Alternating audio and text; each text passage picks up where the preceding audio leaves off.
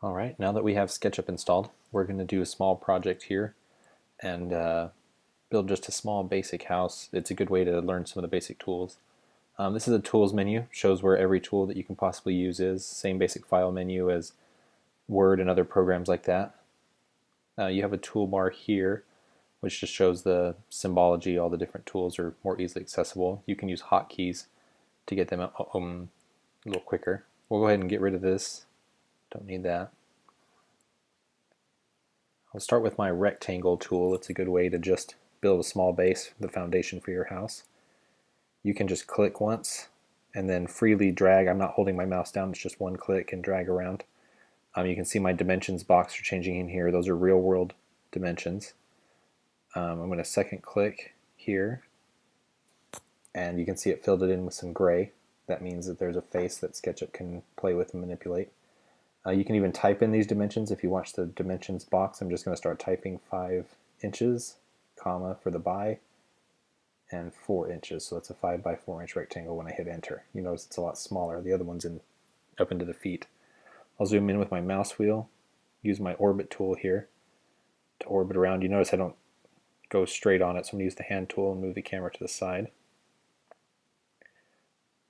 Go back to my orbit tool.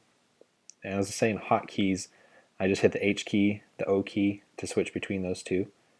The R key will then also draw my rectangles again. So SketchUp has all of those listed elsewhere, all the hotkeys for all of them. I'll hit E for my erase tool, also here. To get rid of my larger triangle, I'm just clicking and holding to get rid of all of the lines. Zoom in again, pan in, get situated. SketchUp puts a nice little environment. You have a horizon here to give you some perspective. If you're looking up or down, you have all your axes, your X, your Y, and your Z. The dotted ones being negative, so you can kind of have some algebra lessons in there. Could be useful for that. SketchUp has one-sided objects. Only one face will show up in printing. The white face is the one that should always face outside, whereas the blue face should be on the inside of your models. You can flip those. I'll show in a later video if you have problems with that. My push-pull tool here is what does all the magic in SketchUp. You notice I get a lot of dots when I hover and I click and expand, and I now have a 3D object. I also have a distance box, just like I had a dimensions box to show how high I'm going in real world. And again, I can even just type in here 3 inches, hit enter, and now I know that my cube is 3 inches tall. Great way to just kind of teach kids about measurements. If you were in a metric world, you could do all these measurements in metric also. And it even goes down to fractions. I'll use my tape measure tool here. You notice it snaps to a midpoint, tells me where the middle is. I'm on the edge there. Now I'm just on the face. An endpoint is at the end of a line. I'm going to go to my midpoint, starting on a line, and just drag down. The length box down there is now changed to a length box. And I'm putting this dotted line in with my tape measure tool 11/16 of an inch down. That line isn't actually part of the model, like what this line tool would draw. This line tool puts lines on the model itself, but the tape measure tool just puts guidelines I can use like this to hit line intersections so that I know I'm working right. But they don't stick to the model, so they don't mess with anything. Use my push and pull. You'll see I have a separate face now, and I'll just drag that off into oblivion. And it just shaves it right off, just like that. So now you can see we have the basic structure of a house. Use my erase tool again to get rid of that line. You can also come up to the tools and delete guides to get rid of all of them at once. Orbit around, just kind of see what I'm looking at. We kind of have a barn shape here. I use my rectangle tool. It's not giving me the button I need.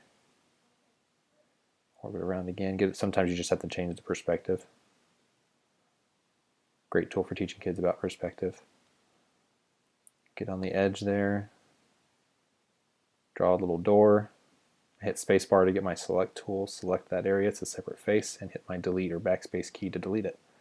You can see those blue faces I was talking about earlier on the inside of the model. You can kind of see what it looks like in there. You can continue to do this, maybe draw some windows on here. Put one maybe here. Select that. Select it again. Delete it. Orbit around. You can see to the other side. Kind of giving you the idea of what it looks like inside a model. Just for fun, I can even draw on the opposite wall to teach students a little bit about perspective. I actually drew that on that other side. Go ahead and delete that. Now I can even see through my model, giving you a little bit more of that 3D idea of what we're really accomplishing here.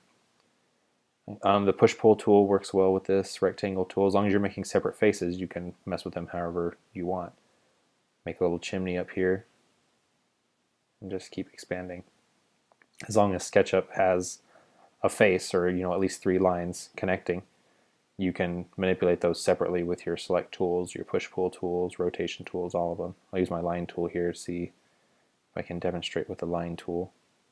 Maybe I'll just add a little goofy shaped chimney on this side. I'll draw these lines in, connect all those, and now I have a little triangle shape chimney thing. Didn't actually stick to the house, but that's the point of it, how the line tool works. So you can see I'm going inside the model, look around, there's this really nice tool that lets you walk. I can click and drag around and it's just like I'm walking inside the model, so that you don't have to mess with zoom or orbit and run into walls and things like that. It's kind of a nice way to set the camera. I can't really walk outside the wall. It has collision detection, so if I had tables and stuff in here, I would technically bump into them. Walk out this door here. My orbit tool, probably, I'm pretty far away now. It kind of throws off your pivots sometimes. And zoom back in to look at that. My mouse wheel.